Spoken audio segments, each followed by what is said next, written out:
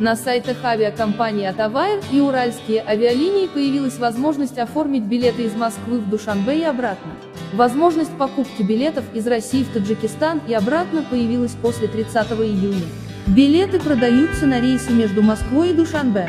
При этом официальных заявлений от МИД России или МИД Таджикистана о возобновлении авиасообщения не поступало. Спутник Таджикистан решил разобраться, можно ли будет улететь из Таджикистана в Россию. Агентство гражданской авиации Таджикистана выпустило официальное заявление, где напомнило о прекращении авиасообщения между странами с 20 марта 2020 года. Следует отметить, что некоторые средства массовой информации сообщили, что некоторые авиакомпании продают билеты из России в Таджикистан и наоборот. Эти новости фактически не имеют оснований, и регулярные международные рейсы между двумя странами будут запущены только после стабилизации ситуации с вирусом COVID-19 и официального объявления компетентных органов, говорится в официальном сообщении ведомства. Также ведомство попросило граждан воздержаться от покупки авиабилетов и отметило, что о возобновлении авиасообщения будет объявлено официально.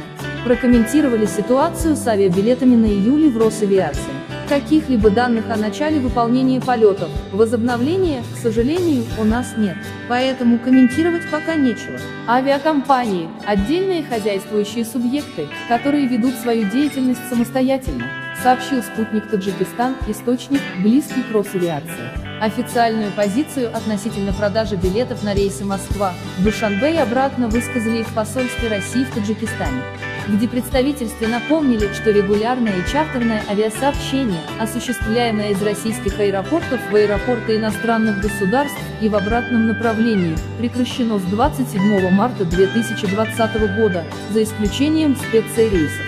Списки пассажиров указанных вывозных рейсов формируются на основе соответствующих заявлений, поданных гражданами через единый портал государственных и муниципальных услуг. Это исключает возможность открытой продажи авиакомпаниями билетов на вывозные рейсы из Таджикистана в Россию. Кроме того, обращаем внимание, что перечень вывозных рейсов в настоящее время согласован упомянутым оперативным штабом, заинтересованными российскими ведомствами и региональными властями лишь до 12 июня 2020 года включительно, сообщили в посольстве России в Таджикистане.